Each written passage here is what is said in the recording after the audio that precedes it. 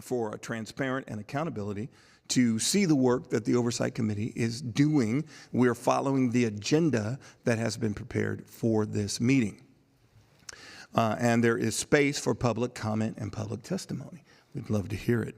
If there are concerns outside of this committee and outside of this agenda, I'm going to ask the members of the Portland Housing Bureau to identify themselves. Those who are on the screen, if you could turn on your cameras, that would be awesome. And then those who are in the room, if you'll participate by waving your hands. As well as on the screen, you can wave so people know who you are. Thank you very much. Thank you very much. These are the people you would approach. These are the folks you'd reach out to if there are concerns, again, outside of tonight's agenda. But you are also given space, about 2 minutes, for public comment where you can weigh in on the work we are doing. With that being said, we're going to go forward with our agenda tonight, and we'll begin with our director's update. So Leslie and Tanisha have their hand raised, but I don't know if we're going to be able to hear them. Oh, okay. Leslie just nodded her head. Never mind. Okay. I'm going to do my best, those who are hybrid, to keep my head up. That's what I'm going to do. I'm going to keep my head up so I can see the screen. If you didn't hear, the screen we have to view from is connected to the ceiling. So I'll do my best to capture that. So with that, Ms. Helmy. Okay, thank you so much. Good evening. Happy New Year. I'm Helmy Hisarick, the director at the Portland Housing Bureau.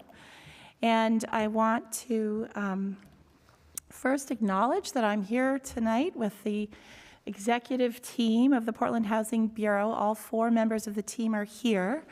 Leslie Goodlow, who is the director of our business operations and equity, is actually on screen. She's usually here in person, but she's remoting in from a business trip that she's on, and so we're really glad that she's willing and able to take time to be with us. Deputy Director Angel Ladron Gonzalez, who's just taken a bite of his sandwich, is here this evening with us, I think possibly for the first time in person.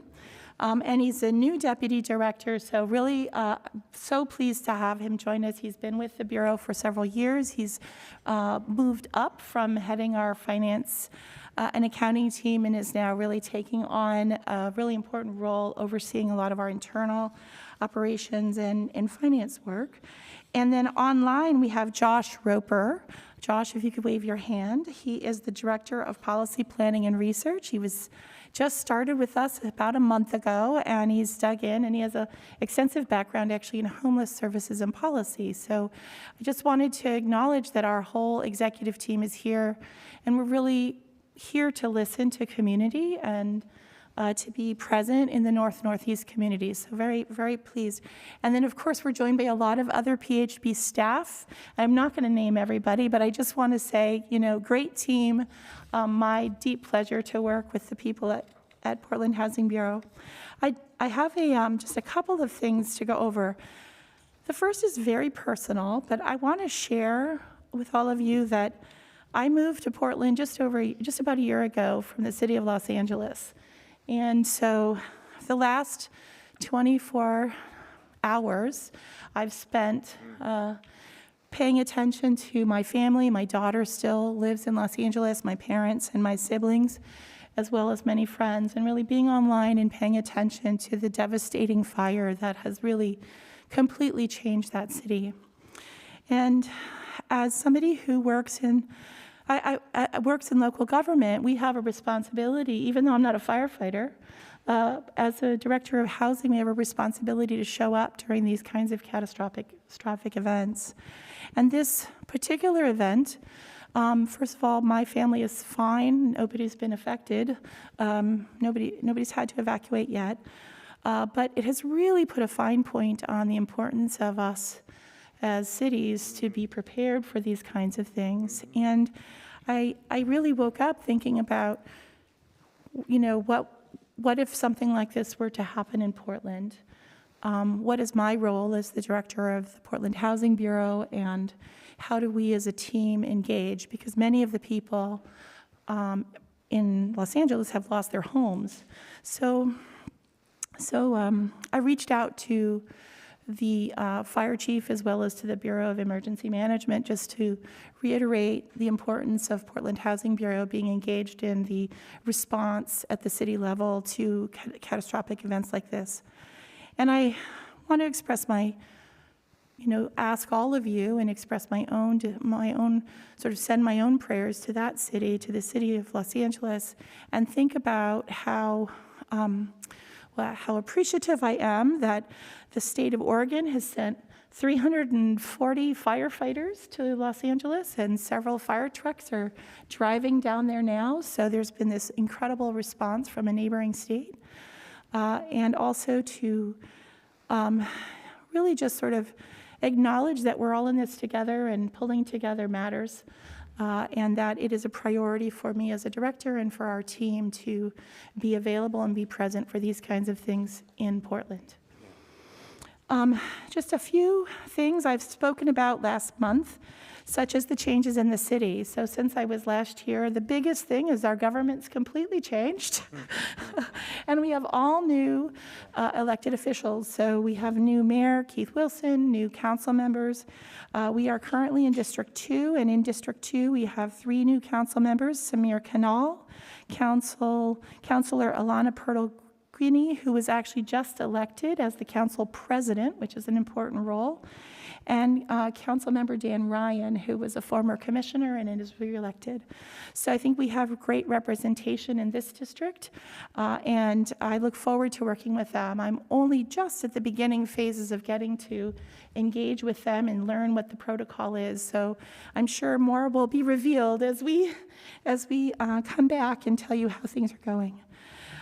The city administrator, so I now report up not to a commissioner, but I report up through to the mayor through the city administrator. So I report to Deputy City Administrator Donnie Oliveira, and I am on a team with the Bureau of Planning and Sustainability, the Planning, Permitting, and Development, and Prosper Portland. So we 4 bureaus all work together, and we all report to Deputy City Administrator Donnie Oliveira. And he reports up to City Administrator Michael Jordan. And Michael Jordan, who has been the city administrator, interim city administrator for the past year, has just agreed to stay on for another year. From my own perspective, I think that's really good news because there's so much change happening. It's nice to have at least one person stay the same for at least a year. I think he's still in an interim place, and so that will probably change in a year, but for now it's nice continuity. We are going to keep you informed about how processes at the city change. There's a number of processes that are changing.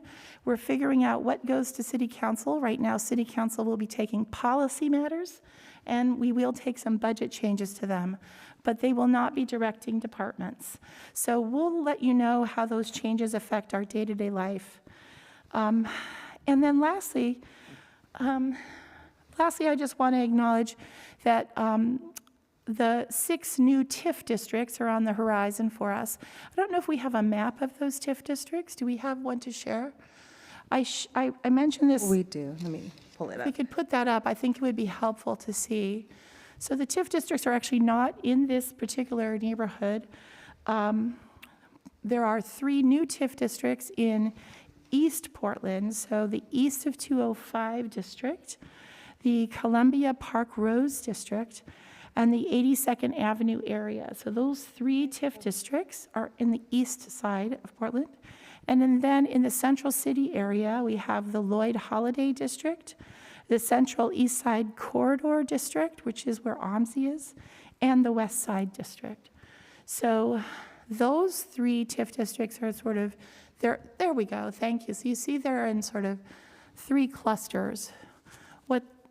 From Portland Housing Bureau's perspective, so when we participated in the development of these districts, and the action that was taken at the end of last year was to actually establish the districts. So they were voted on by the city council and approved.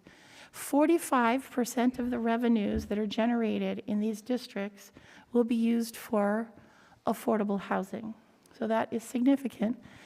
Over the course of the next 25 years, I think it's 25, these 6 districts will generate $1.1 billion in affordable housing funds.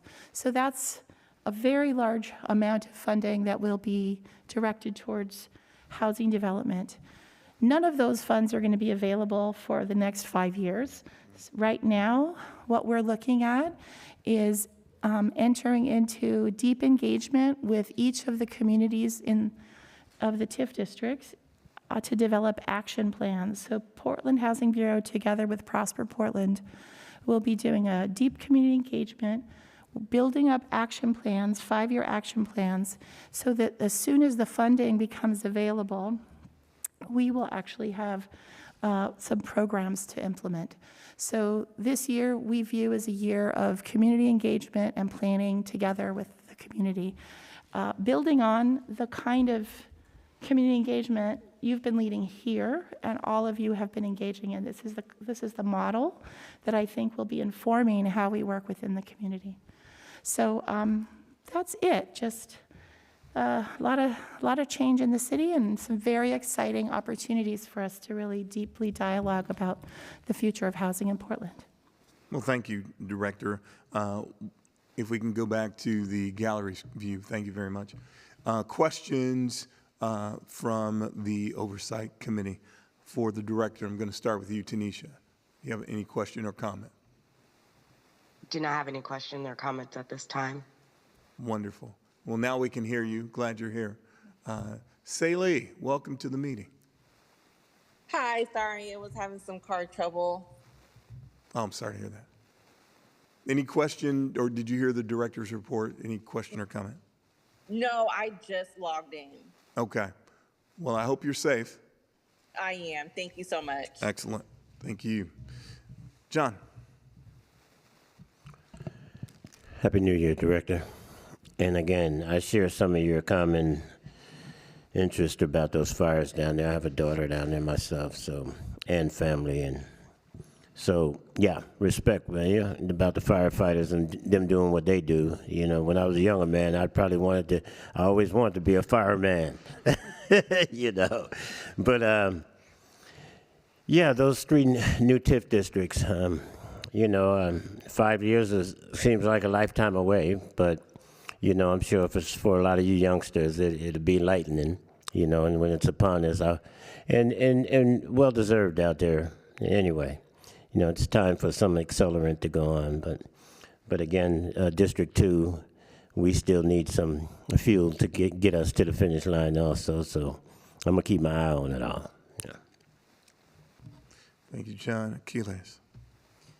Just question, how did they come up with a 5-year and not a little sooner? I mean, I understand that they need to collect the revenues, but maybe 3 years? 5 seems a little long. Yeah, that's a really good question. Tax increment is funding that comes from property taxes. So it's incremental increases in the tax value. So it's a little bit of revenue every year. Once you establish the district, you establish the base year, and then all the incremental increases after that of property taxes are what's going now into a fund.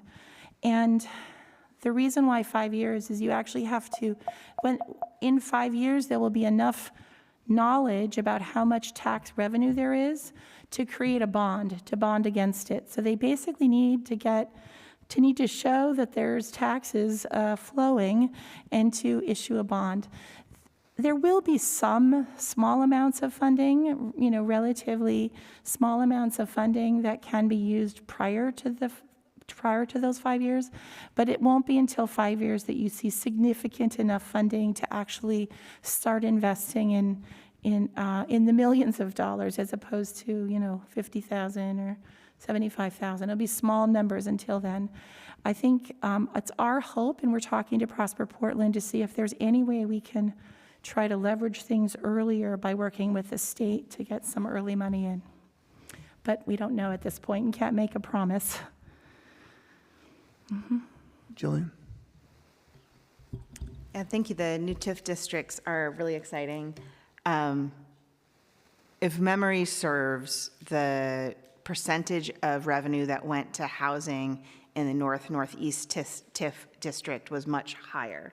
And I'm wondering if you know what the reasoning was for bringing it down or establishing at 45% instead of the 60 or 70% I think it is in northeast. So I'm sorry, I don't know the percentage in northeast, and Leslie commented 70% for. 70%, thank you. Yeah, it was 70% for 70%. housing and 30% for economic development. Leslie has her hand raised. Ms. Goodlow. I was just going to jump in real quick because I know Helmi's not been here to know the history of the districts. So initially, the set aside was 30% across the however many districts we had, and that was an average of 30% across the districts. In 2015, the council did what we called the TIF lift, and they increased the average to 45% across the districts. But because Interstate did not have sufficient housing given the promises and the significant displacement, it was deemed that the set aside for Interstate for the remaining years of the district would go up to 70%. So 70% of the remaining revenues would come to PHB and for housing, and 30% would go to Prosper for economic development. And so when you look across the old districts, it still is not quite 45%. We still have some money left in a couple of the districts that we have projects that will fill that out. I think it'll be about 43% average, 42% by the time all those districts are done. But this will, for the new districts, we're setting the actual amount currently at 45% across each district. So, and part of that will be us doing community engagement around what that set aside should be, and if it should be different in some districts than in others. Make a recommendation to the new council about what that should look like. So it could be in Lloyd District that the set aside is 30% because they don't need as much housing, but in 82nd, it should be 60%. And that gets us to the 45% across, as an average. So that's part of the work that we will be doing over the next year to determine what that set aside should look like in each of those districts. So hopefully that answers your question, Jillian. It does. Thank you very much. thanks, Leslie. I would just kind of reemphasize that in addition to the 6 action plans, the other policy that we will be doing community engagement around is the housing set-aside policy. So how much of the tax increment funding will be set aside for housing? And that's a 2025 activity for Portland Housing Bureau. Excellent. Any further? Yeah, I had one more question.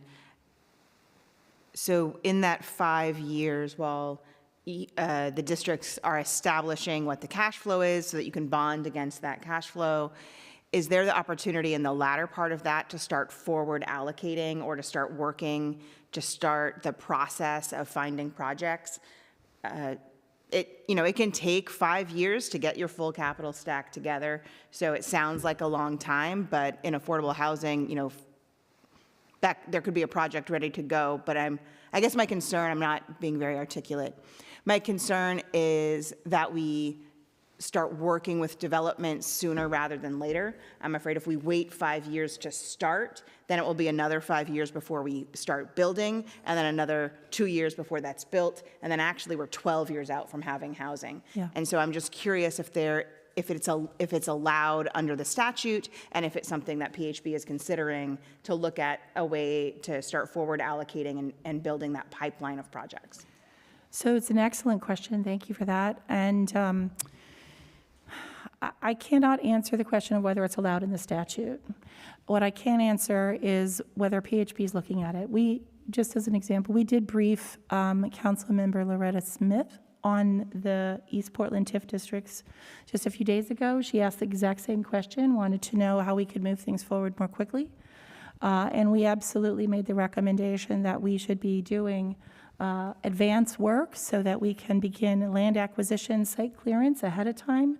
And seeing that was what my reference to working with the state. She had some really interesting ideas about working with the state to essentially move faster, start earlier. So I think what we're hoping to do is get through the action planning process, so at least we have an action plan in place. We know what the priorities of the community are. And then as soon as we know those priorities and we're ready to move, we're going to start to take actions to fund things in advance so that we're setting it up. So we're not starting in 5 years, we're actually acting in 5 years. So thank you for that. Appreciate the question. Great, that's great to hear. Thank you. Thank you. Ms. Virgie. I'll come back to you. Thank you. Ms. Virgie. Yes, I'm really pleased to hear this, and I'm really happy that we are involving the community people. I think it's really important that as we got started on this oversight project, we started inviting community input. People came, and that's how we became a committee, and that's how we got the work done.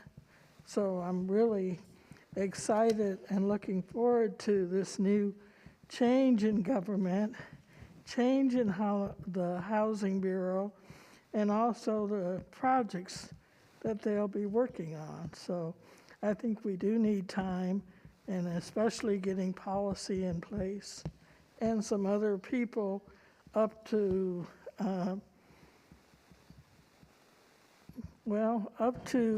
being informed and helpful in getting these things into place and more housing. Thank you. Thank you. Ramon? No questions. Okay. Kevin?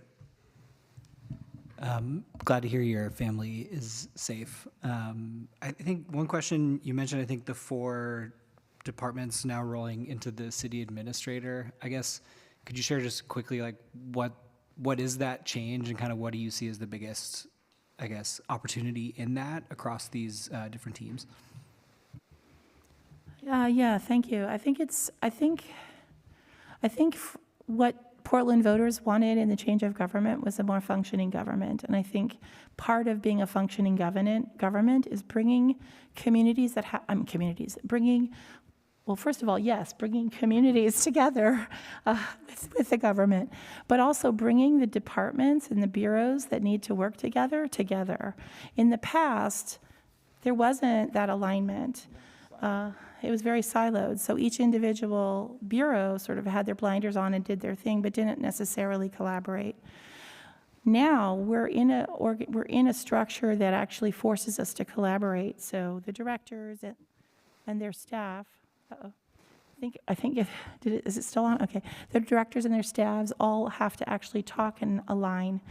This actually came to fruition just recently. I didn't announce this in the presentation, but I'll share with you that we were notified yesterday that we were awarded a $7 million grant by HUD that was called the Pro Housing Grant. It's not yet accepted by the city. We haven't yet gone through the process, so I don't want to go into too much detail on it until we can get it all, locked down. But that particular grant not only was led by the Portland Housing Bureau, we did the writing and pushed it forward, but it actually funds activities in the housing production plan, and the activities are being done it funds activities in every one of these bureaus. So we actually reached out to our partner bureaus and said, what part of this plan do you need to get funded? And we put it into this. So this is actually a grant for the entire service area working together. And I think that's an example of when you can talk to each other quickly and collaborate, you can do things that are not in a silo, but actually working to strengthen us as a team. So I think that's a good example of the kind of changes you're going to see going forward. That's a big lift. and a massive adjustment. John? Just one last question, and maybe I might have not heard it. Does this committee have oversight in those other TIF districts also, or no? So you'll form another one of these in those districts also? Okay, thank you. My question is, when we did our presentation before City Council, the prior City Council, one of the things that has become extremely identifiable is that our affordability has to change. Because even at 60%, families are still rent burdened. And so I made the suggestion that we look at 40% units, we look at 50% units. As we're doing this new TIF, as we are doing the new TIF districts, has there been any movement around affordability? There has not been. First of all, this is a really important issue in Portland, and we are definitely listening and paying attention to it. We think it's the low-income housing tax credit system has a kind of formula that everyone has followed, and we think that formula needs to shift so that we can get deeper affordability. We have not discussed it within the TIF districts yet because all the conversation so far has been around the formation of the districts. Are we or aren't we not going to have a district? What are the boundaries of the district? Which parcels are in the district?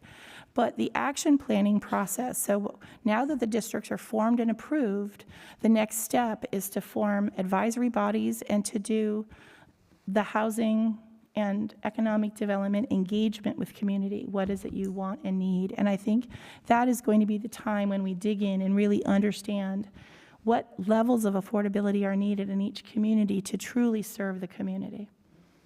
Well, I appreciate that. If we can, by any stretch of the, if there can be any contribution from our committee, let me just flag that deep affordability, we know it's an issue. We know that black and brown people are cost burdened, rent burdened, even at 60%. And so if there are ways to make that part of the conversation, then we strongly encourage that. So thank you very much, Director, for your report. Appreciate it. John, I believe you were up, sir. Thank you. Good afternoon, all the Oversight Committee members and staff. Normally, put on the PowerPoint, that'd be great. Hey, John, we're having challenge with your audio and you're freezing. Can you hear me now? Yes, I could hear that. Great, thank you. Apologies for not being there tonight. I am at the ASEAN home ownership celebration. Okay. Oh, nice. Very nice. Great, thank you. Norma, can you put on the PowerPoint? Thank you. Okay, my name is John Trin. I'm with the Neighborhood Housing Preservation Manager, City of Portland Housing Bureau. I will be presenting on the preference policy of homeownership updates. Next slide, please. So from the last time we met, which is November, we actually had a home buyer that closed in December before Christmas. So we're very happy to see that happen. Awesome. So to date, we have 128 families who became first-time home buyers since the time we started. Our goal for by the end of 2029 is going to be 200. So as you can see from this graph, the majority of the home buyers are in the Northeast area for 39 new home buyers. Next slide, please. The demographic of the home buyers, so 117 utilized some of our subsidies. The previous slide had 128, and those were purchased home in the area but didn't use subsidies. With the folks who use subsidies, 86% are black, 7% are white. And you can see the graph, they have 1% for Native American, multiracial is 3%, Asian is 1%, and Hispanic is 4%, or 3%. Next slide, please. It was great to see this home buyer. When they purchased the home, they were at an AMI of about 45%. So again, really low AMI. With the chart here, you see the majority of the home buyer were at 60 to 80% AMI. The next percentage will be 81 to 100%. We also had a 27% at 101 to 120%, and under 60% EMI at 5%. Next slide, please. So with the new preference policy, we have some upcoming session with Portland Housing Center for our folks who are on the preference policy, and they're coming up in January and February. So we continue to work with Portland Housing Center to get folks trained and educated, and review their credit, to review their budget, to make sure that they're ready to become first-time home buyers. Next slide. I think that's about it, I believe. Yes, that's his last. Yeah, and that's the end. John, real quick question. Do we have a date for the January session?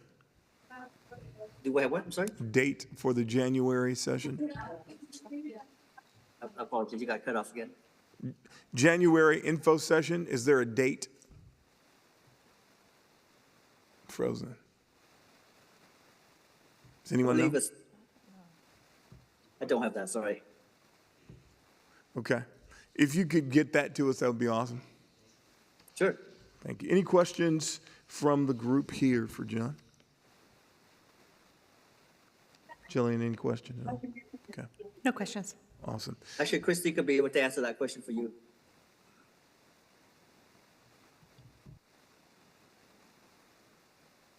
Hi, John. Thank you. I'm happy to answer the question about the info session date.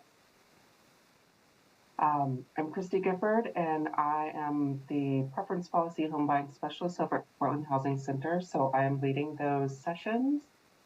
We have 4 of them scheduled in January. We just had one this Monday, so it was Monday the 6th at 6 p.m. They're all from 6 p.m. to 8 p.m. And in the sessions, we hold an orientation. We are able to get everyone registered and scheduled for their first intake appointment, which is really nice. The next one will be January 15th. John, if you could mute, that would be awesome. Thank you. The next one is January 15th. Yeah, thank you, Leslie. And the following week on the 22nd, and then the last one of the January session is going to be January 27th. These are invite only as far as the 6-point cohort applicants coming in. So people will have gotten correspondence from Portland Housing Bureau and will have responded to an RSVP, and Portland Housing Center, us at the Portland Housing Center, get that list, and then we arrange the info sessions based on that. Thanks, Cindy. Yeah, very much so, and I'll tell you why I'm asking. There is much conversation in regard to our processes, from how we go about doing or how the process is working. And so I would love to start capturing data that that's current data. In Portland Housing Center, you guys do a great job with this. How many folks are on the list, how many people are showing up, contacts, and so forth and so on. I just want to support or be clear on how our processes are operating, how the policy is functioning. There's just much consternation around it, and it would be great to have accurate data to be able to process appropriately. So thank you. Yeah, you're welcome. Appreciate it. John, no questions for you, my friend. Go back to your celebration. Good to see you. Thank you all. All right, moving on to our next topic, and that's... Excuse me, Dr. Holt, real quick. Yes. I'm sorry. Before you move on to the next item, I just want to say in regards to data that Ira does an amazing job of collecting data, tracking each applicant. We track from the preference policy team, from when people apply, how many notifications they've gotten, those people that were verified, and then that list moves over to Ira, and Ira then contacts people and gives them opportunity to attend the session. So he tracks each person when they got, when they're being notified, and then who goes onto the list to then go over to Christy. So we do have all of the data on our side. Excellent. For the contacts and And so if there's any person that says, hey, I'm on the list and I don't know what's going on, they can reach out either to me or to John Tran or to Ira, and we can find out what's going on, when they were, what notifications, or if they've just not been notified because they are in the 5-point, 4-point, 3-point cohort. So it could be that people just, we haven't gotten to them yet, and that's why folks are concerned. But I we have to appreciate start it. at the top. Thank you. That's great information. I appreciate that. And I did not ask Tanisha or Saline if you had any comments or questions for John, so forgive me for that. I don't have any comments. It's really wonderful to hear that somebody was able to purchase, so that was great. Thanks. Yes, I agree. And no, I don't have any questions. Okay, thank you very much. John, go Thank you, celebrate. Doctor. I just want to mention that we do have another home buyer within the Northeast closing this month with using Prosper dollars. So Come we're on. excited to get another home buyer. Come on, Thank you. fantastic. Yes, please, come join us at the table. We're moving forward to our preference policy updates. Hi, Divisha, and Happy New Year.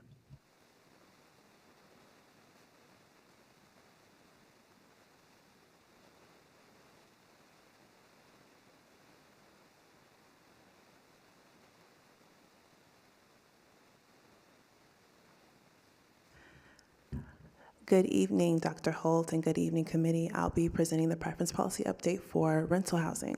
Oh, I forgot I don't have to hold it. Good. Okay, if we can go to the next slide, please. So what I did is I took all the applications that have been submitted since January 2004 to 2025, and we had a total of 3,008 applications submitted. That is an unduplicated number, so some duplicates may be accounted for in that, but I just like to show that number so we can see that there is always interest in it. People are aware of it, and some folks have been on the list previously, but they reapply because new opportunities present themselves and they move to where it's affordable. Next slide, please.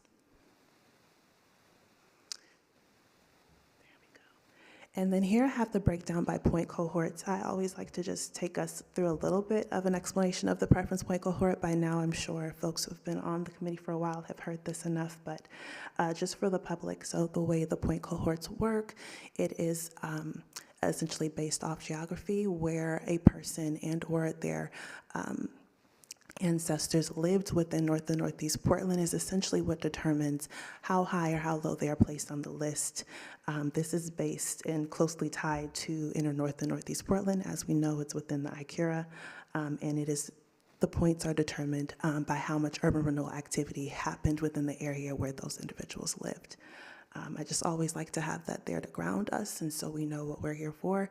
And as we see, we have 246 families in the 6-point cohort. We have 758. I'm very happy to see that.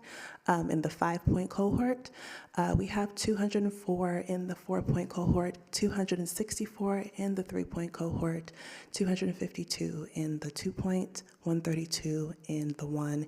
And as we know, 0 is always a larger number. We have 1,152 in that point cohort.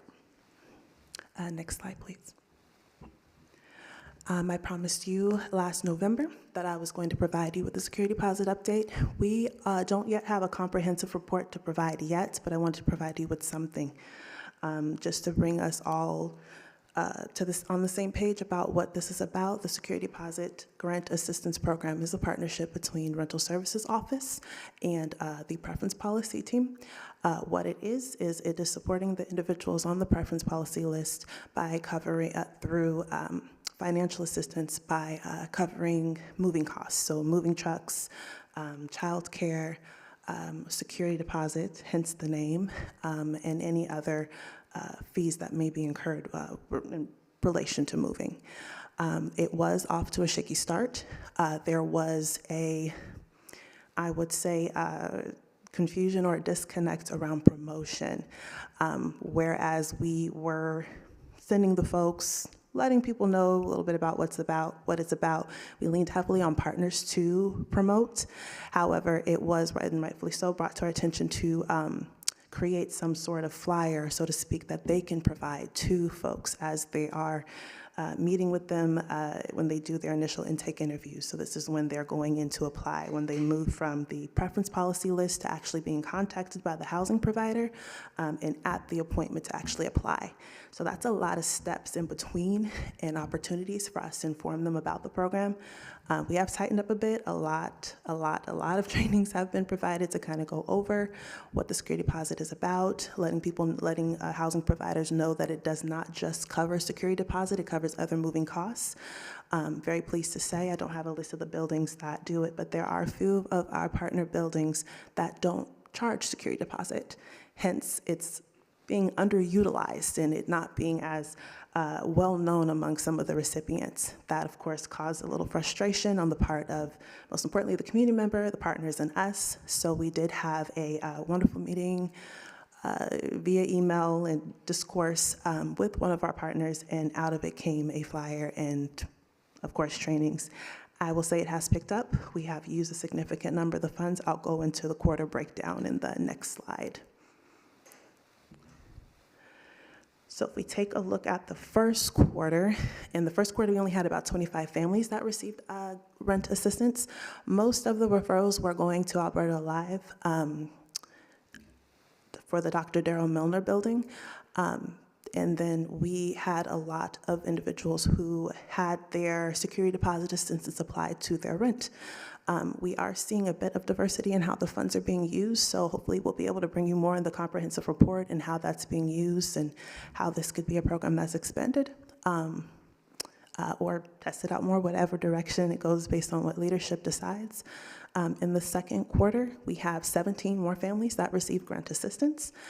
We had a little bit more diversity in how and who those funds, in which buildings those funds were going towards. So we still had Dr. Darrell Milner building. We had Cascadia BHC for Garlington Place, which I am very pleased to say that was one of our first proactive applications of it, meaning the person received assistance before moving into the housing. Just to take a step back, part of the disconnect also was finding the point in which to start the process to assess where the person is needing assistance and also getting them moved in time, because it's a short window. Most folks are, one person reported having maybe like 3 days to kind of come up with their security deposit, and of course, all the other moving costs that are incurred. So it's good to see them apply it more proactively. Central City Concern, which I just did a retraining with their team. Charlotte B. Rutherford, last year actually, for Charlotte B. Rutherford was also where another family came from. So far, a number of 42 families have been served, and about 44,000 of the funding has been spent, and we have a total of 56,000 available. From there, we will be, to conduct the comprehensive report, we're going to have we had some surveys, actually, that was what came first, to assess how the program was going. That was led by our partner, United Way. Big shout out to them. Ari and Linda have been putting in work to make sure that families are aware of this and supporting them through the process and getting their invoices paid for any services that they were using. Before we start our comprehensive report, we're going to be doing interviews with at least 10 families to see how the program goes and to get more insight into how we can make it better. And from there, we'll have more updates to report in the next session, which I believe is in March. Next slide, please. All right, thank you for your time. It's a short presentation today. Any questions? Well, thank you. We will go back to our gallery view, and I'll begin by asking if any of those who are with us hybrid have questions or comment. Tanisha? No questions. Okay, Saley?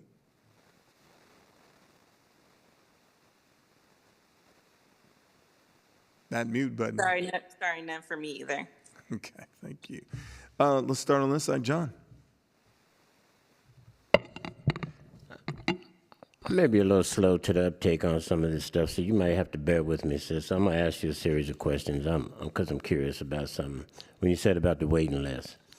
So when people get on the waiting list, right, that doesn't indicate anything except for they're on the waiting list, right? So, and then each of those people on the list needs to be vetted, right? Go Yes. through the process of qualifying and all those things, right? Yes. So with 3,000 people being on that list, and now, and maybe I'm not aware, there is asset out there, meaning there are places to place people available in a lot of the projects that are out there, right? So I'm just having a hard time understanding with 3,000 people on the waiting list, and there is asset out there that's not bringing in any money and costing people, right? Is there a breakdown somewhere in your mind? I'm just not understanding that. So I'm asking that question to try to figure out why are some of these projects losing money while there's asset and people waiting to get in places? I think that's a more than appropriate question, and it hinges on what was touched on a little bit earlier. I'm going to, of course, ask Leslie to chime in, but affordability is part of it, and also the slow wait to making sure we're sending folks who are interested in the housing opportunity. It's not uncommon for us to send a list of folks. We try to send up 10 families per vacancy, right? It's not uncommon for us to send the notice to folks or to make the referrals to the buildings, and it not yield the results that's needed. What we've heard back is affordability. We started a process midway last year where a initial kind of touch was being sent by preference policy staff just to garner interest before we even share the list with providers. We've had some takes with that because the timing given to respond, there was some questions and doubts about that, but I digress. The issue therein lies is a lot of folks are reporting, well, I want to be in this building, but I need something cheaper. That's mostly what's come up. I don't want to just beat that horse and have that be the narrative, but that is what we're hearing back, and that does cause a slow pace in the list. Leslie does have her hand up. Yep, thanks. John, that's a really great question because, I mean, the first thing is you've got 1,100 0-point folks. So that means those are people that have not lived in Northeast Portland. So if you pull those out, you've got about 2,000 people that have some connection to Northeast Portland with varying degrees of proximity to city action. So generally, when we get a request, somebody says, oh, we've got a vacant unit in X building, it's this size, it's whatever, we send them 10 names, or if they've got more than one, and we have to continue to send them names of people until either somebody says yes and it works out and they qualify, or it gets to currently the 90 days and they can request a waiver. So we are finding that a lot of people on the list can't afford to move into a 60% unit. We don't have enough 30% units, and so they're over income for a 30% unit. There's not enough voucher units. A lot of people are on the list. They don't want to go off the list because things might change for them, but they're also looking for a voucher unit, which is a different process. We can't use the preference policy to lease up units that have project-based vouchers. Or the unit that's available, the person at the top of the list might be, have 3 kids and they need a 3-bedroom unit, but the units that are available right now are 1 and 2 bedrooms or studios and 1 bedrooms. So we're really working to increase the amount of data that we have on our side, thanks to Divisha, Ramon, and then the new person we're going to be hiring in the next couple of weeks, to ensure that we are doing a better job of matching people on the list with units that are coming available. And so we are going to pilot a different process. We've tried it once, and we're going to work with one of our development partners where they send us the information saying, we've got a 3-bedroom, a 2-bedroom, a 1-bedroom. This is how big it is. This is what the rent is. This is the AMI. And then we send it out to folks on the list. And then those people that respond saying, yeah, I'm interested, can I schedule a tour? What's the next step? Then we only send those names over to that development partner. So they're not having to go through person after person after person who may not be interested because they need a 3-bedroom and only a 1-bedroom is available, or vice versa. Other thing is that we are going to be doing a review of the preference policy. I think I talked about this like last fall, to see what pieces we can change or should change, and how to tweak some of the implementation so that we have better results. But, and as Divisha and Dr. Holt have said, a lot of this comes down to affordability in these buildings, and that, a 60% unit is out of reach for a lot of people right now. So hopefully that answers your question, John. Well, Myself partially and it does, Leslie and Aisha, and thank you very much for that. But I find it rather ironic that there's an affordability problem within affordability development. There's an irony in that. I mean, we're building these properties to address this issue. I agree. So, but I think John, let me say this about that. One of the things that we're dealing with is the cost of living increasing without the cost of income keeping up with it. And so deeper affordability is necessitated. And I think that's where we come in to advocate for that deeper affordability. We can't be satisfied because it is a conundrum. It's an oxymoron. It's contradictory to the very work that we're doing, creating these places, and we can't get people in them because they can't afford them. It doesn't make any sense. Well, I think it may be an example of the tip of the iceberg, the potential for that, because at the rate of development, and then looking at the existing asset and seeing that the asset is under, how would you say, occupied, underperforming. Yeah, would be more appropriate. So John, one other thing that I'll mention, that's in relation to, you asked about buildings losing money. A lot of these buildings still have people with significant outstanding rent. At one point, I think it was like last December, not December of 24, December of 23, and I don't know how much of this has been cleared up, but between our 6 buildings, there was almost $1 million in past due rent across 6 buildings. Yeah. And, the folks not wanting to evict people because they had past due rent, but at the same time, struggling to keep their occupancy at a rate that it's not going to impact their financing, their situation with their credit deals, all of those things. So it is a balance between supporting our development partners and supporting those community members that I have heard from. I hear a lot from people, as does Dr. Holt, as does Divisha. I have heard bait and switch more in the last 10 years than I think I have heard in my whole life, where people think we did this and it's not really what we said it was going to be. And so really trying to fight against that notion, and how do we address it? How do we make things better so that folks can afford to live in these buildings and move back into Northeast Portland?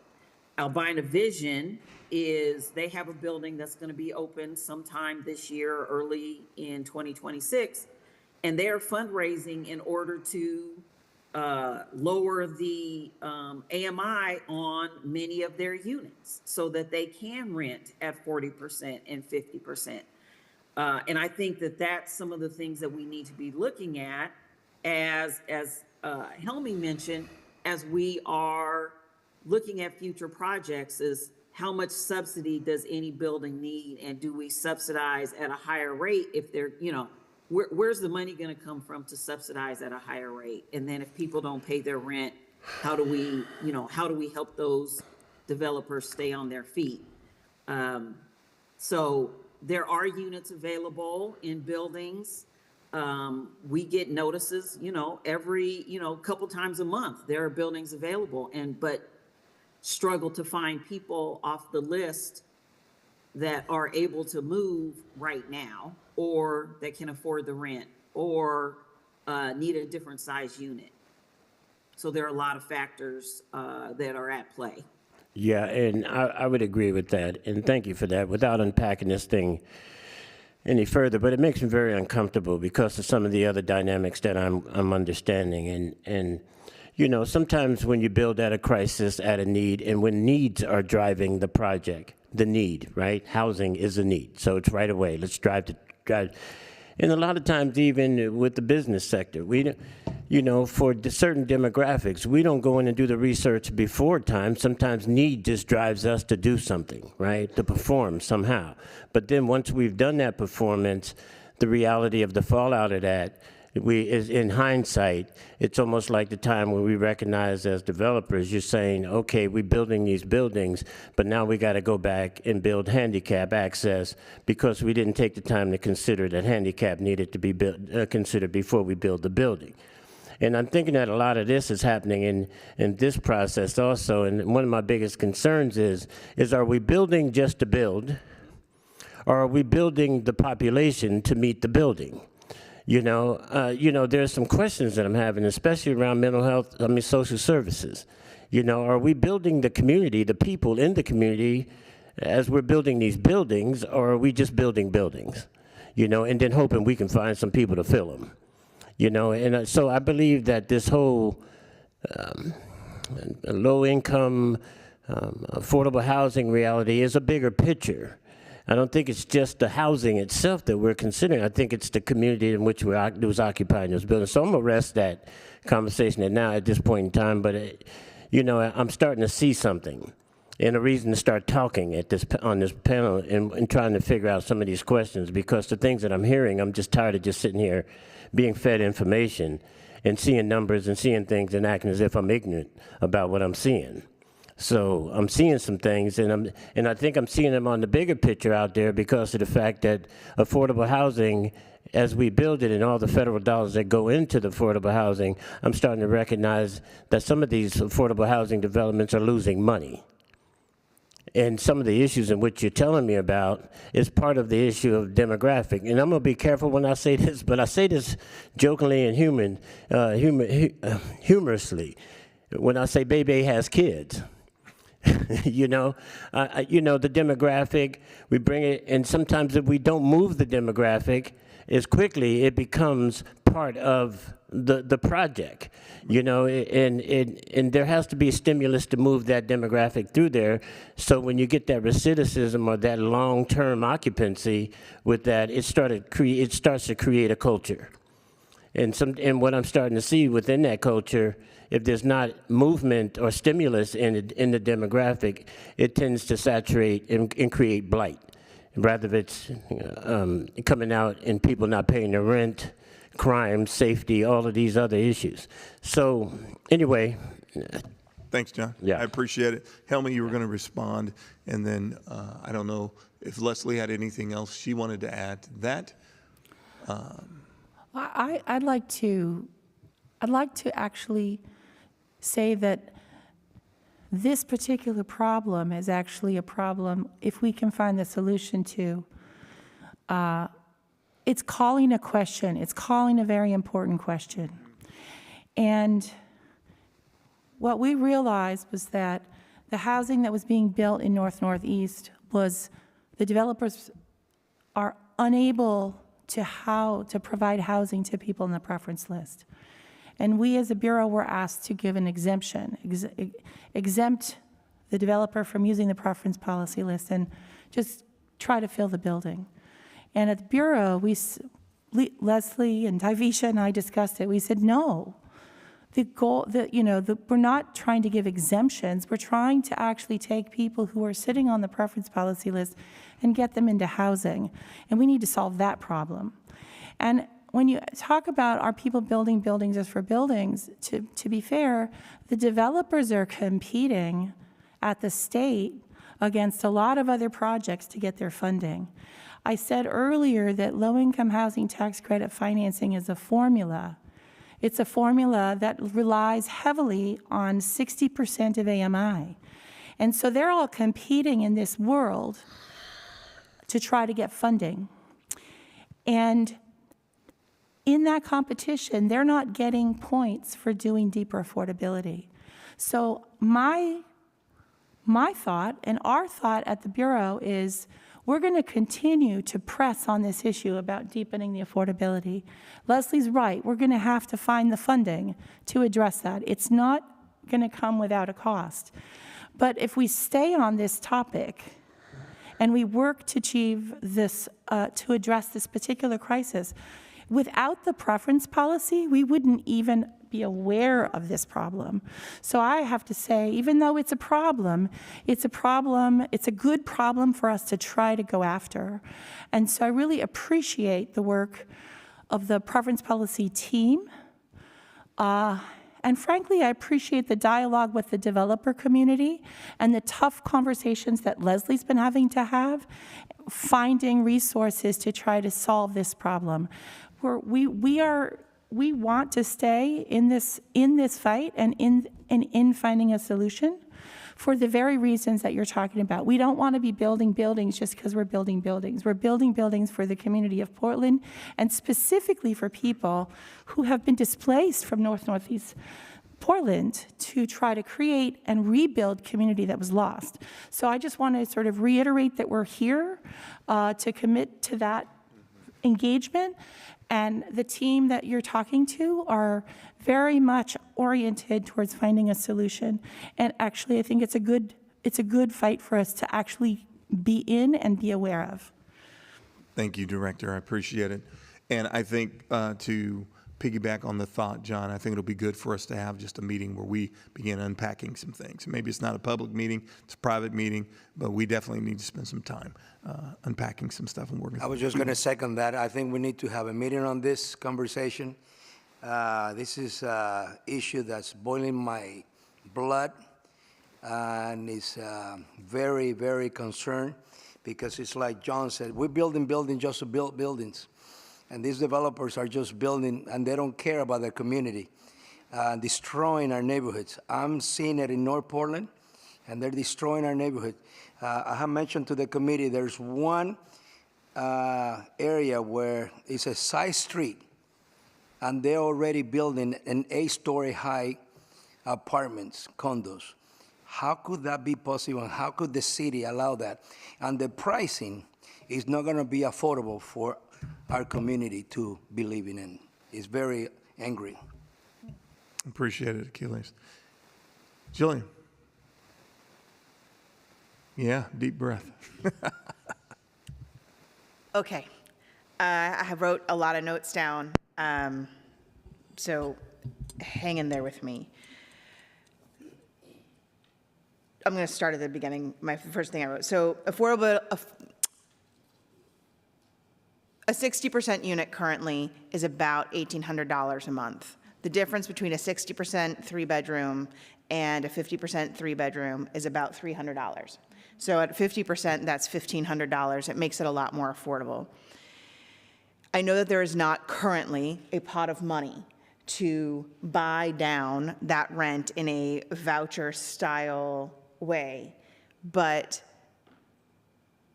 this is a situation that it is a money problem. Throwing money at the problem will solve the problem. And identifying how we come up with that pot of money is, I think, the issue. It has to be on the rent side. We cannot give a project, let's say, $2 million to buy down their loan, because not unlike with any mortgage, if you pay more principal, your payment stays the same. The same is true on an apartment building. So buying down the loan balance without a refinance won't help. So really, it's got to be on the revenue side. And I just want to suggest that as we have this new city government coming in and we have a new way of looking at things, that this is something that we prioritize to make it work for the people it was intended to work for.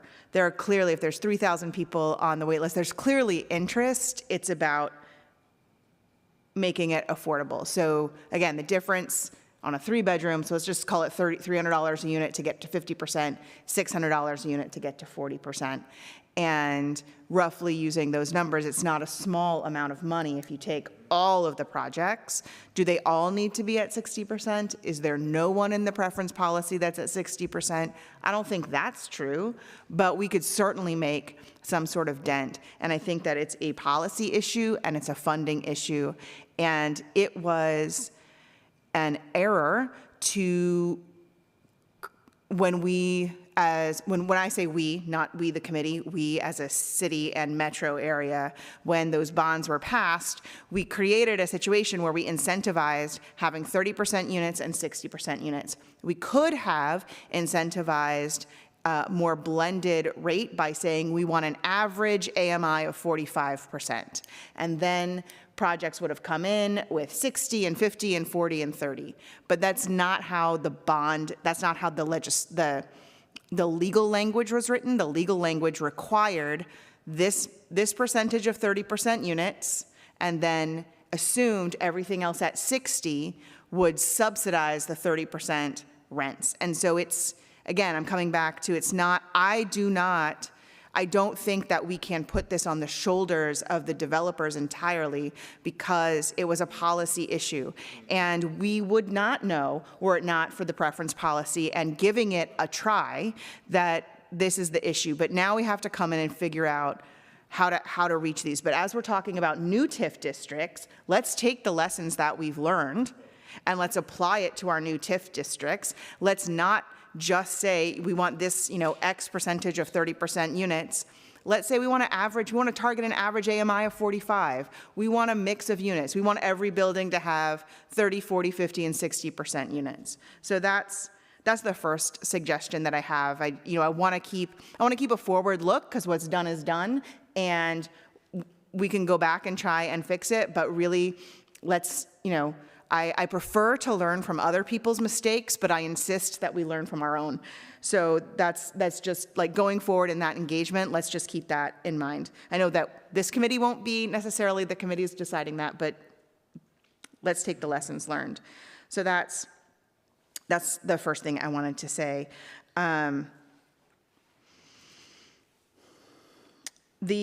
The second thing I wanted to mention, again, with the points for deeper affordability at the state, I think that is true with the 4% LIHTC when it was non-competitive. I know the 9% for years used that average AMI target and would give you more points the lower your average AMI. And so if you look at 9% buildings versus 4% buildings, you'll see a different mix of AMI. And again, it's just the developer is going to do whatever the funding is telling them they have to do. And so we can solve this problem in the future through policy. And then I had a few, so those are just some suggestions and what I'm hearing. I think as a affordable housing developer myself, it's really important to me that our projects are serving the communities that we intend for them to serve. It's really important that we're not giving lip service to diversity, equity, inclusion, and justice, that we're actually doing the work and we're learning from our mistakes. And I'm certainly not perfect when it comes to any of that, but like I said, I prefer to learn from other people's mistakes. That's, great, but I do insist that I learn from my own. And so I think, we've all been in this learning process together. There hadn't ever been a Metro or Portland bond before. This is all new. This committee is new. The preference policy is new. The preference policy is such a success that it's listed in HUD's handbook, in their DEI handbook, as a suggestion for other jurisdictions. Like, it is a success. Did we do it perfectly? No. Can we fix it? Yes, but I do want to point out that it's a huge success. It's a huge success that a huge percentage of the homeowners that we have created with the preference policy are Black. That was the intention, and we were able to do that without running afoul of fair housing law. It's a huge accomplishment, and so I just want to highlight the successes as well, because I know there's problems, and we can't let it go. We can't just say, let's we don't want to throw the baby out with the bathwater, so to speak. Okay, so my questions. My questions are on the secure. Yeah. I'd like to respond to two things. First of all, the math question you started at the beginning with is exactly right. So first of all, thank you for that. The very first thing we did with the developers was we said, this is a math problem. This is a $300 a month problem per unit, roughly, for a 3-bedroom, but it varies by the size of the unit. Tell us every single one of your vacancies, and we will look for funding to buy down that gap. And Leslie, working with Leslie, found the funding to buy down the gap, and we have offered that to the developers. So we have said, we will fix this problem. We want you to lease to the preference policy list. We will provide the gap funding. So the answer is, we did exactly what you asked us to do. So I want you to know that we're trying to actually come up with real, immediate solutions. Implementing it is harder than it looks. Never that easy. There's a lot of decisions that have to get made by tenants and others. But I just wanted to say, we understand that this is a fixable problem, and we went out immediately to find resources to fix it. I will say, and the funding that we found was CDBG, federal dollars, and right now I'm being pressured to use CDBG for shelter care, so there's a lot of tensions between important life and death uses for these funds. So we're really trying to hold the line on the preference policy. Secondly, as someone who came from a city that has a history of racial discrimination, does not have any kind of thing like the preference policy, I am utterly in awe of the incredible work of the preference policy here in Portland. I have come here, I actually think this is one of the most important pieces of work I've seen done in any city, and I am deeply committed to making it work. I think it works incredibly well on the homeownership side, and we have fixes to make on the rental side. And so I think you're exactly right. Hindsight's 2020.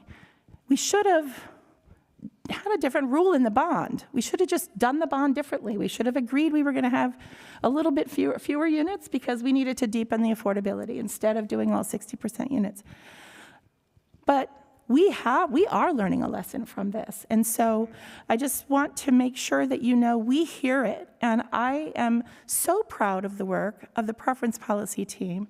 I'm so glad we're in this fight, that you are all paying attention to this, because you're going to drive forward in great policy, I think, in the coming, as we engage in the TIF districts. I think that was the point I was trying to make, is we hear you, and we are trying to take this lesson and learn it. So I just want you to know that. Hey, but I would be remiss to miss this opportunity, because Julian also said something else. When they first started going to the moon, they lost some pilots.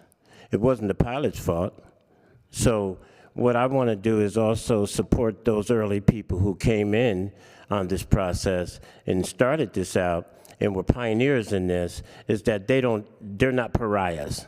They didn't make mistakes necessarily on their own. So I want to make sure that they get the kudos that they need to continue to redefine, stay invested, participate. So Julian, I do appreciate you pointing out that portion of it. Thank you.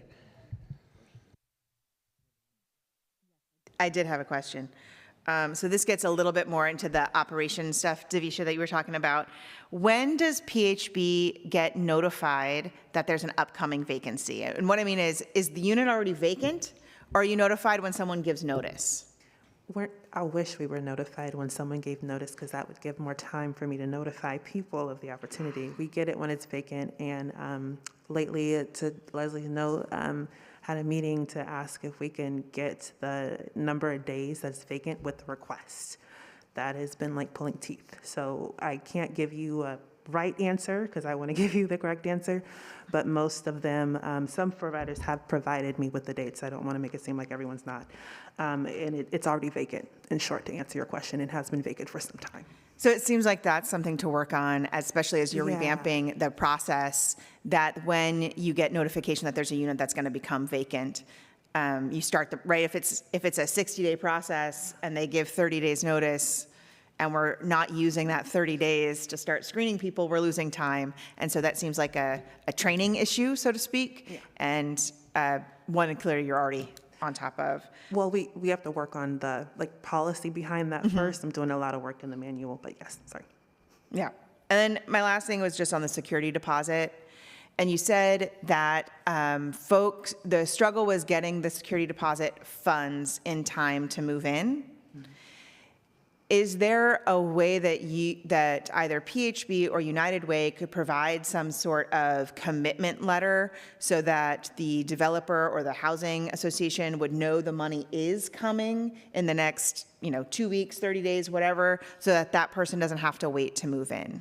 Yes, the wait isn't so much like United Way slowing down to get the money. They have a pretty good turnaround time. I'll have that in the comprehensive report, how long it takes them. We'll ask that question there. It's mostly in that by the time the person actually is able to commit, there's such a short window of time. And before, it was a confusion on the language of intent to lease, even though that was expressed, and an actual lease. A lot of folks, and that was the training disconnect. That's why we did a lot of retrainings. That was the training disconnect there, is the language read as we need a lease agreement. And if you need the lease agreement, a person's usually moving in and getting keys by the time they sign the lease agreement. So that's where part of the disconnect was. We did have a successful run with Cascadia BHC doing it. That was phenomenal. And I will point and say that I do believe that vacant was maybe a few days to becoming vacant. It wasn't a huge amount of time, even just a bit of notice is helpful. But it wasn't a unit that they knew 30 days in advance that it was going to become vacant. She very much was like, yeah, I think I have one coming up. It's going to be a few weeks, and they followed the process to a T. So she very much understood it was the intent to lease that we were trying to push for. So even just this person wants this unit, they passed the first phase of the screening portion. Now you're just assessing the background components. It depends on their process. For them, they did the income screening, which I believe is standard, and then they followed through with the background, because they have to do a criminal background check. And it was in that first phase that they knew, and they sent the letter right off to United Way. So that would be a good solution for it. Great, thank you. And the last thing I just want to close with is vacancies and back owed rent in affordable housing developments is a nationwide problem. It is not a Northeast problem. It is in affordable housing coming out of the pandemic. It has been a challenge, not just in Portland, not just in Northeast Portland, but across the country. And so there are broader solutions, there are national solutions and local solutions, but I just want everyone, if you are, like I said, I'm an affordable housing developer, so I track it a lot. But if you aren't tracking it and you're just hearing about it in this meeting, I just want you to know that while the preference policy, is and working through the administration of that is certainly something we want to strive for. The high vacancies, the difficulty getting in, the difficulty paying security deposits is right now, and the back owed rent is a nationwide problem that we're all facing as affordable housing developers. So I just want to make it really clear that certainly I don't think anyone should think that the preference policy is solely responsible for some of the financial struggles of our nonprofit partners. Thank you very much. And we're going to hear from the rest of the team for sure. I want to say this, as we have put agendas together and then put timelines associated with them. Historically, there were times when I would drive our agenda around our timelines. At this point, some of the topics necessitate that we engage and that we process. So if you're watching or if you're tracking and you're going, my God, you're way past your time. Yeah, we are past our time, but from my perspective, this is the necessity of the work that we're involved in. And it is a value that is worth taking the time to process and engage around. So with that being said, Ms. Virgie, comments, thoughts?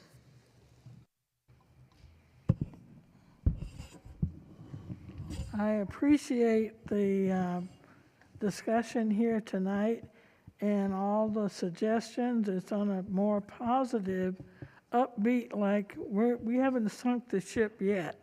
People are in apartments and are staying there for the most part. The things that are happening to people's income going down, expense never went down, so there has to be another way. And I'm glad we're looking at other options, doing the research, and I really like the work I'm hearing from the Housing Bureau, from our developer, affordable developer here, and the rest of the committee. Just keep on keeping on, because people need affordable housing, and that's what we're here for. Very much. Ramon, comments? The only question I have is there is there anything part of the point system that has like a move-in readiness when we're thinking about like stale leads, or like, I know like people can kind of stay on the list if they get a call and they're not wanting to move into that unit or that complex, but is there a option for a move-in readiness? So when you guys are going through that screening, you guys know these people are ready to move in, so vacancies aren't going on for days or weeks or months.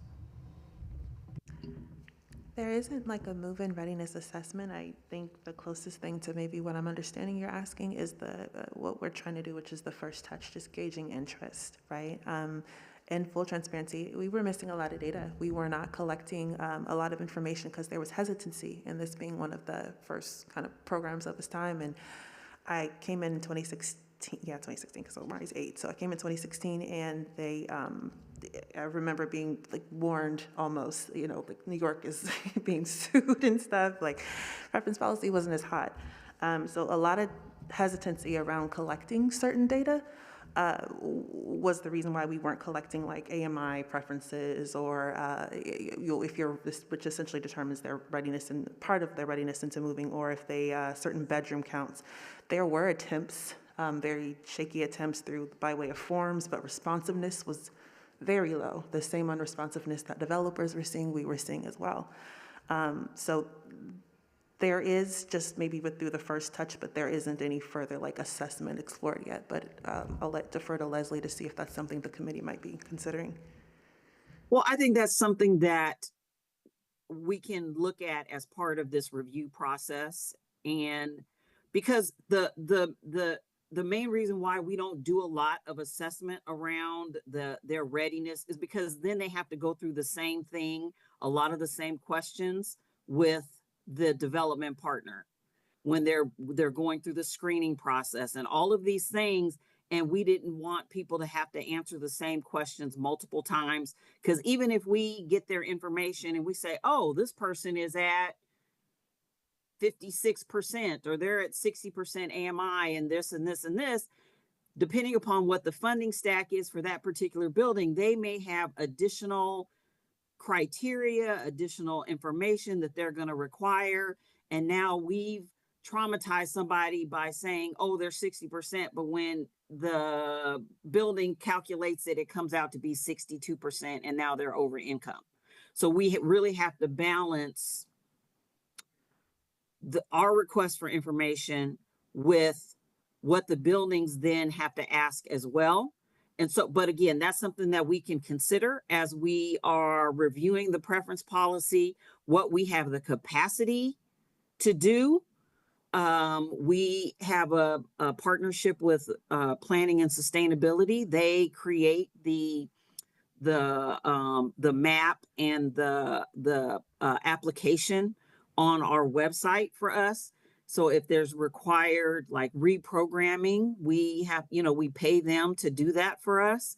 And unless we're going to like outsource that someplace else, which could be a consideration, we are having to collect information as we get responses from people like, hey, I want a 2-bedroom and I have 3 kids and whatever else, those pieces of information, so that we can better match those folks on the list to the units that are available. Thank you very much. And if I may, sorry, to that, San Francisco does one element of kind of a pre-assessment that they do it with about 10 times as many people as we have. So there is that possibility in other preference policies. I just wanted to throw that out there so everyone knew. Thank you Yeah, very much. 10 more staff than we have. So let's be clear. Thank you. Kevin? 3. No extra questions from me. Okay. Any questions from our team remote? I'll start with you, Saleh. No, I don't have any questions. I just want to say I appreciate the conversation. And when there is a private conversation to be had, I would love to be a part of that. Absolutely. Tanisha? Yeah, I'm going to agree with Saleh. I really appreciate the conversation and all the additional knowledge that has been shared. Thank you so much, but I don't have any questions at this time. Thank you. Thanks, Davisha. I'm sure you thought, hey, I'm going to 5 minutes and we're good. Yeah, I'll just have to answer to Amari. I'm good. Thank you. We do want to, and I realize we are at 7:37. I understand that. And thank you, Habitat, for hanging out. Yeah, come on up. Much to talk about. Great updates, I'm sure. And then we've got a few questions that we will engage. So thank you. And everyone who can hang out and stay, we welcome you to do so. We're going to forego our communications newsletter tonight. And we will still have space for public comment before I wrap up. So There's actually nobody signed up for public no one comment, signed up, so yeah, that works. we will have no public comment tonight. So introduce yourself and present, please. Hey everybody, thanks for having me back. I'm Ian Alger. I'm the project manager at Habitat for Humanity, working on the Cary Boulevard project. We've got a little presentation, Norma, if you're able to get that up. We were last here in July, so some time has passed and we've made some progress on the design. So you can hop right into the next slide. So just wanted to do a little background of where we've come from and where we're going. 2023 is when Habitat received the green light to work on this project. We spent that year kind of learning about the limitations and constraints of what we could do with the site. We spent 2024 engaging with the Northeast community, first through a survey and then an event. So I think about 180 people responded to the survey. We had 50 people right here in this room for an event this past summer, asked for some input about the design. And then we spent the fall finalizing the design documents with our architect and civil engineer. We're actually preparing in 2 weeks to submit for permits. So the first one that we'll be going for is called a phased utility permit, which covers all the grading and underground utilities. As you'll see on a later slide, it's quite a large site, about 3 acres. We're going to spend almost a year working on excavation and all that stuff. We're supposed to get the land from PHB in July. Right now it is occupied as a Safe Rest Village. So we're going to be coordinating with the Safe Rest Village team this spring to work on transitioning the site. I understand that they're working with all of the folks who are living there currently on individualized plans to find somewhere for them to move to. And then in August, we hope to have permits in hand and be ready to start excavation. Next slide. So this is just the overview of the site plan. Actually, why don't we go to the next slide? I like the next one a little bit better. Gives you kind of a bird's eye view. So it's 50 homes. We have 22 bedrooms, 19 3-bedrooms, and 11 4-bedroom homes. So some family-sized homes in here with a range of from 35 to 80% AMI. And one of the things that we asked about in the community engagement was what to do with some of these green spaces on site, what kind of amenities people wanted to see. We heard overwhelmingly an interest in garden space and a play area as well as picnic area. So those pop-outs there on the slide are showing our landscape architect was able to put together a little gardening area with some fruit trees. In that central area, we're expecting to have an accessible little play area. And then over on the left there is where there's actually a giant heritage tree, a really tall redwood. So that area is, we can't really, impact at all. So it's perfect actually for just like a little path and some like picnic area. Yeah, why don't we go on to the next slide? This is just a close-up kind of conceptual view of some of the amenities that we're designing. That's the green space and play area on the right, and then the raised garden beds and fruit trees on the left. And then I think the last slide, I have just more next steps. So like I said, we're applying for the utility permit this month. We estimate around 6 months for city review. It's not quite as involved of a process as the full building permit and site development permit review. But we're budgeting some time for a few rounds of revisions. Get the land in July, start work in August. We're expecting around a year for site development. As you saw on that site plan, there's a whole new public road that we're constructing, North Minerva. Ready to start vertical construction summer 2026 and selling homes 2028 to 2029. So I know that it's been kind of a, well, it's been almost 2 years, since we started, but that was part of the plan the whole time. I think that the Safe Rest Village has been a big success, and it's been really cool to be a part of what is kind of a new model of let's use this land that we have to house people temporarily while we design, permanent community. So, yeah, we welcome questions. I saw there was a whole hour for me on the agenda, but let's see what happens, I guess. We'll toss the grenade in the air. To the gallery view, please. And I will begin with our remote team. Tanisha, Renee, you have any questions? I don't have any questions. Okay, thank you. Celie? No questions. Okay, thank you. And I will come this way. This time we'll start with you, Kim. Thanks. I guess, so I'm relatively new to this committee. Like, obviously this is a pretty long process. Is there any part of this process that you feel like, or we feel like as a group, like is taking way too long through this, or is this like expected through the processes that we have today?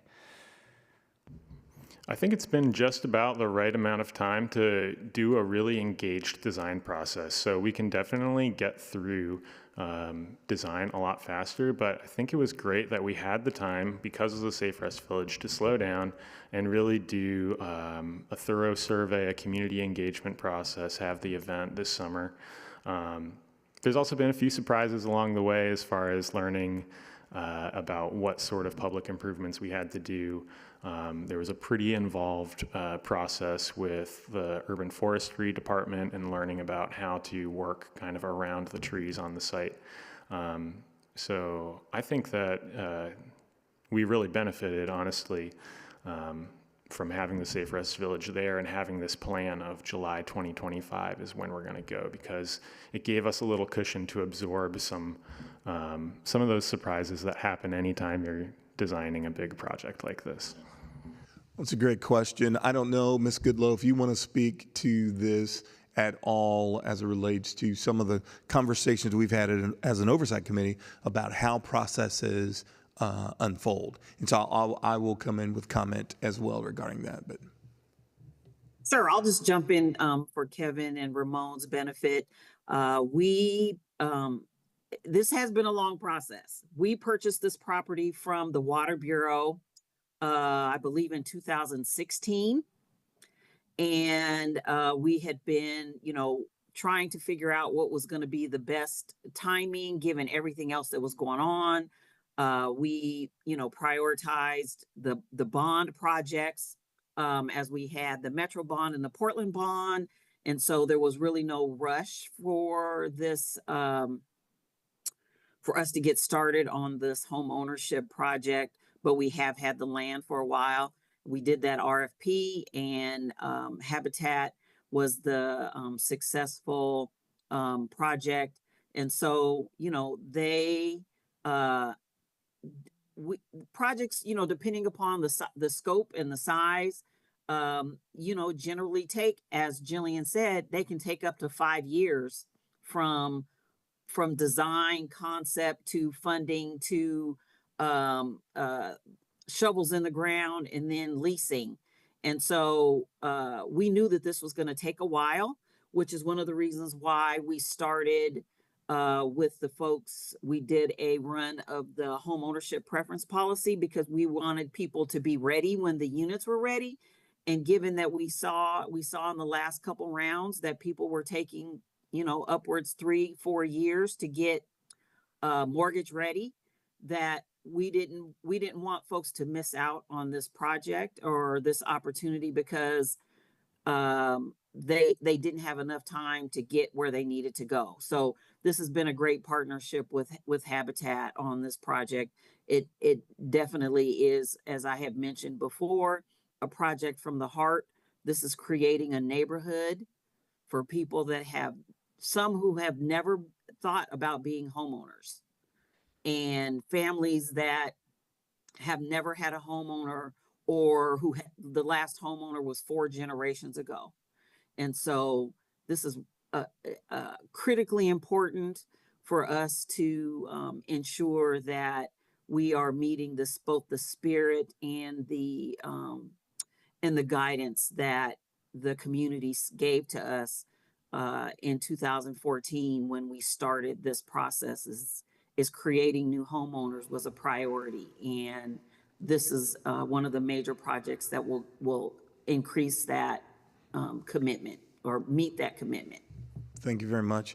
A little supplemental information alongside that. One of the things we discovered is, and Leslie highlighted it, how long it takes for people to get into the space where they can purchase.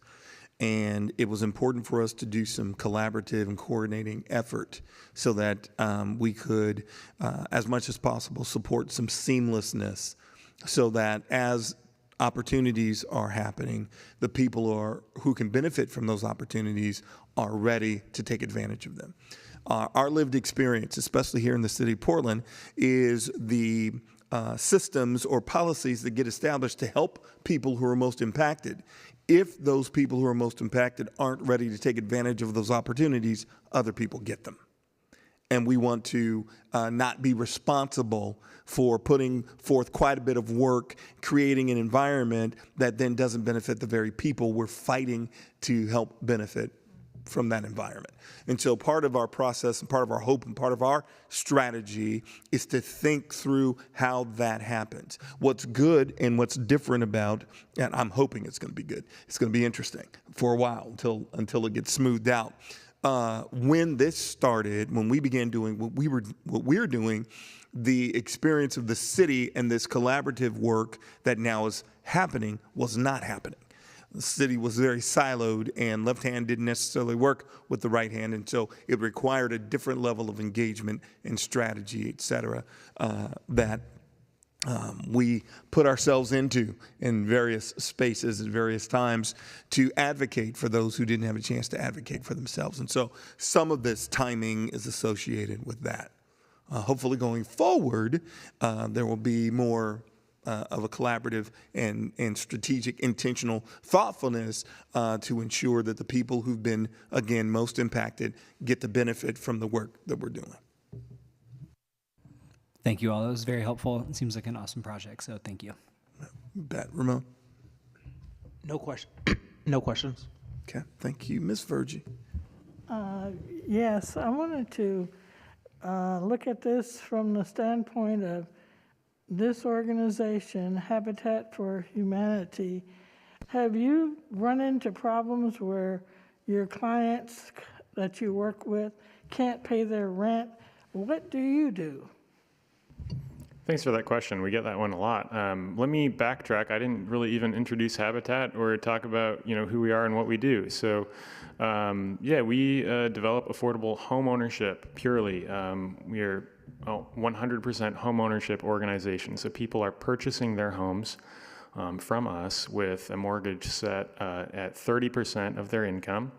The majority of the homes will be affordable to folks making 35 to 60% of AMI, and some between 60 and 80 as well. And yeah, we have very, very few people default on those mortgages. I think it's like 98, 99%. So it's extremely high. It's very, very rare, for that to happen.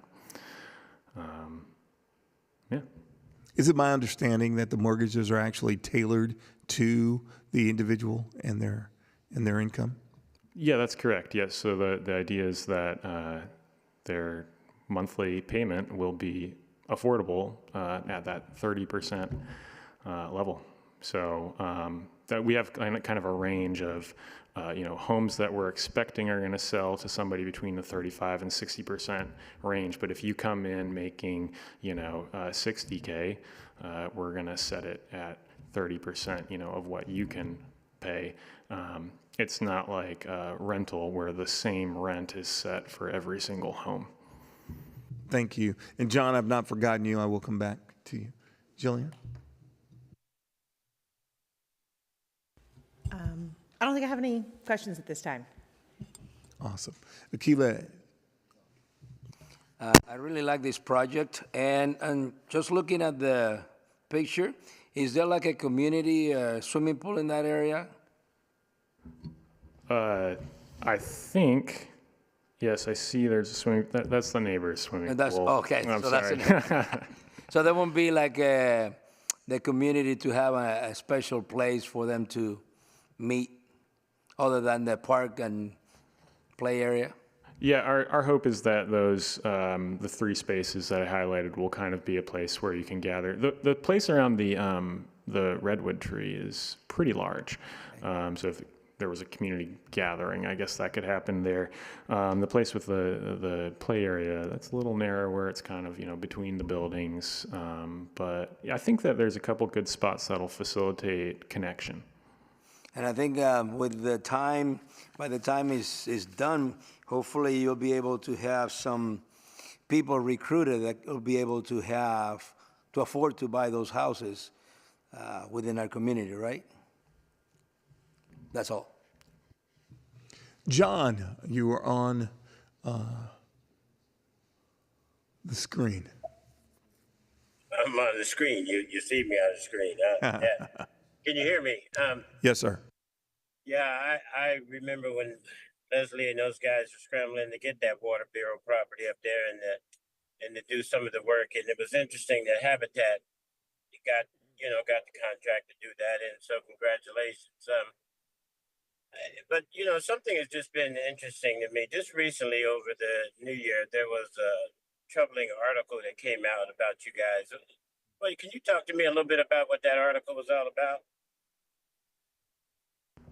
Sure, I'd be happy to respond to that. I think you're referring to, there was an article and news report from Coin suggesting there was a homeowner at one of our communities who was concerned. They thought that it was not built to fire code. It was disappointing to see that report come out that way because it's not true. Every community that we build is permitted through the city of Portland, reviewed for compliance with code, inspected for compliance with code, and we have 100% certainty that that project is fine. So, it's unfortunate, I guess, that there was that misunderstanding and then misinformation that came out in that news story. But you can have 100% confidence that this project will be permitted by the city of Portland, it will be constructed and inspected by the city of Portland, and it will meet all fire code rules. I appreciate that. I appreciate you sharing that with me. That's all I had. Okay, thank you very much. I was going to address not just that, but questions in regard to, thanks, John, for raising it, questions in regard to the streets that are being created. Do you know the width of the street? And it looks like we have what is a cul-de-sac in the community that leads into parking structures.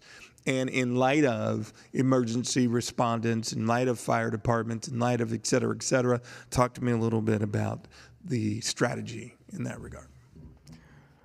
So we have a great page in the plans, which I don't have in this presentation, but one of the pages that we'll be submitting to the city as part of the utility permit actually shows the pathway of a fire truck with aerial fire apparatus, how it can turn into and out of each of those parking areas. Because on this project, due to the configuration and the zoning, that is a requirement that each of those parking areas has access for one of the long trucks with the ladders on top. So yes, it has been designed according to the PBOT specifications, and there's room for a full fire truck to get into each of those parking areas. And the cul-de-sac that's an interesting part of the design. Again, that was required by PBOT with, adequate radius and whatnot. Getting a little bit out of my depth and into the civil engineer land, but I appreciate the North Minerva Street there is wide enough for two-way traffic and parallel parking on both sides as well. That's what I was going to ask. I did notice I was counting the parking spaces and then the units, and there's obviously going to be some street parking, or that it will necessitate street parking. So I appreciate it. And just a further question, I know it might be a little bit beyond your specific space, but around or still in line with emergency respondents, are there going to be certain spaces that are do not park spaces? Are they going to be identified, or is that something you don't know yet? That's a good question. I'm looking at the site plan, and I can see that in the parking areas, we do have a few spots that are marked as ADA accessible spots and with a striped out area next to them. Any of the curbs there where there's no parking shown will have signage saying no parking fire lane, I believe. I was just reviewing the design set that's going in the other day, and I'm pretty sure that was mentioned, but that will get, that level of detail will get dialed in more at the next round of permitting. So getting a little into the weeds, but what we have right now with the utility permit covers just the grading and underground utilities. The flat work, basically the paving, the concrete curbs, the sidewalks, the landscaping, that'll get handled in a later permit called a site development permit. So at that point, we'll know for sure. The city will tell us, here is exactly what you need to do. And there's a whole host of things. It could be you need to put signs up. It could be you need to paint the curbs. We're not sure yet, and we'll have to see what the city dictates. These buildings don't require sprinkler systems, do they? Good question. There actually is one building that's going to have sprinklers.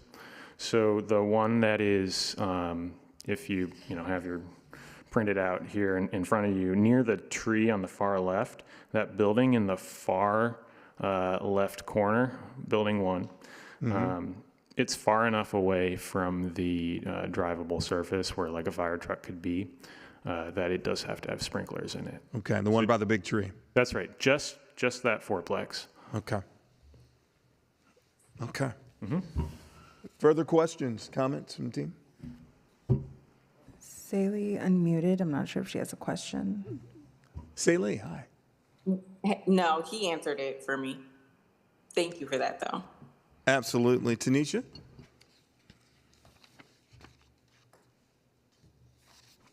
No questions.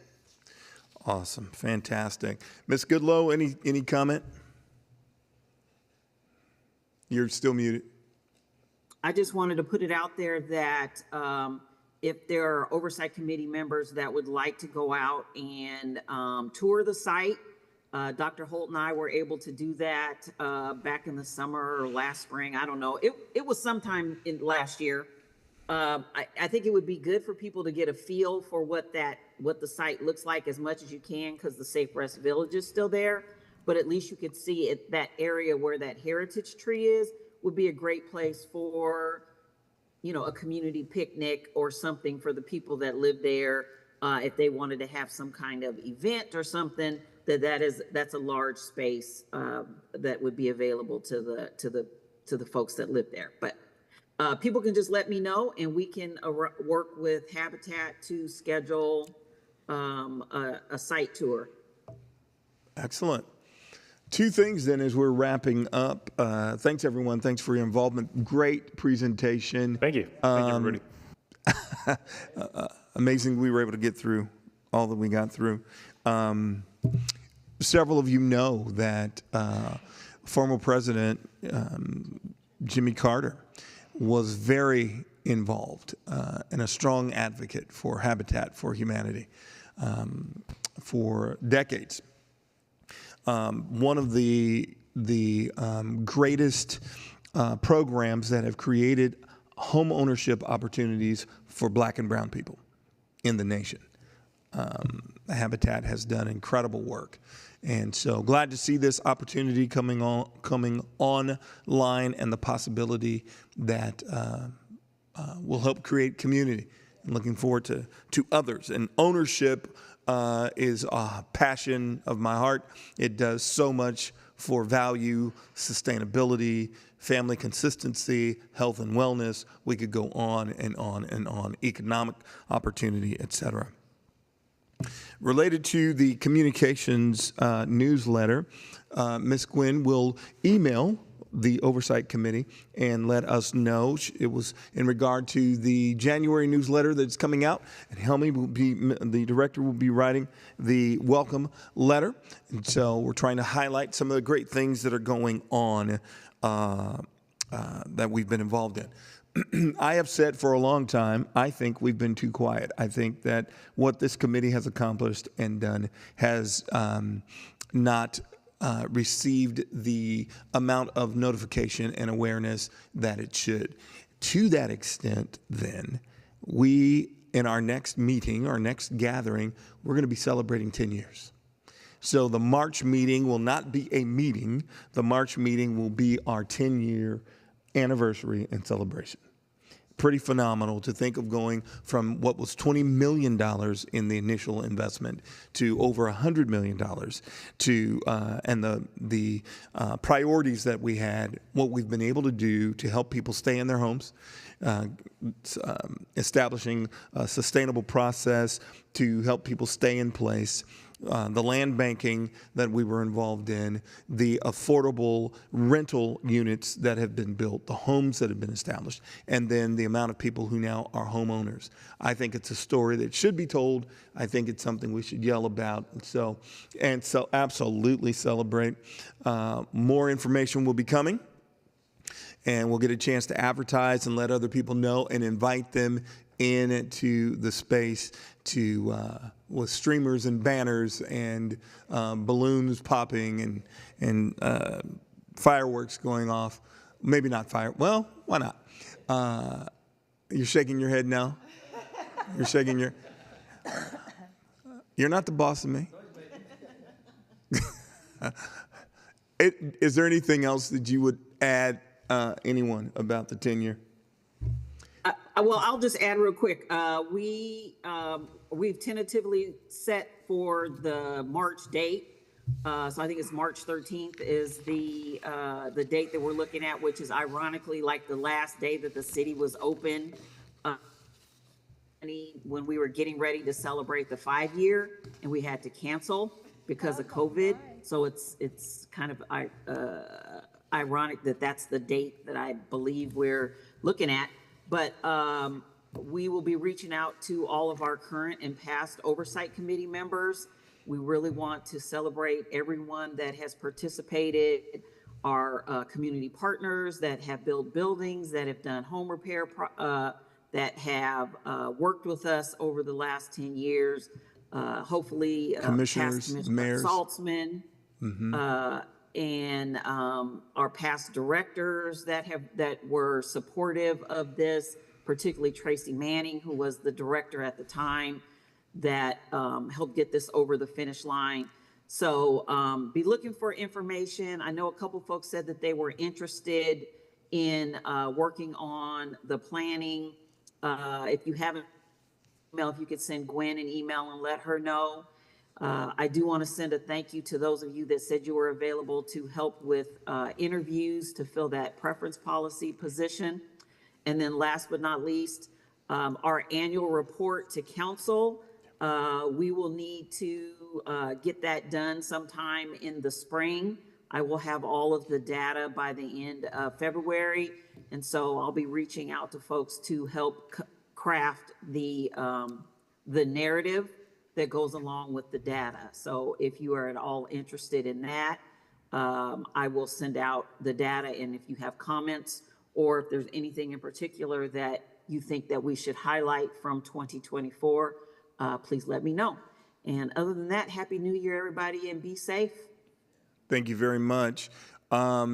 I think I started by saying, or one of the things I started with was about creating the atmosphere or the environment that's equitable, and so we are thoughtful around food. Well, we're going to have a spread at the 10-year anniversary, so you can tell your friends and family, bring your neighbors along. It's going to be some great food and some delicious desserts. So big celebration. Something to make noise about. I appreciate your investment. To all of those who are part of the committee, Happy New Year. Thank you for continuing to work and roll your sleeves up and make a difference. We are doing that. To all the partners, Portland Housing Bureau, and the electeds that continue to support our work, we appreciate you too. Have a good night, everybody. Take care.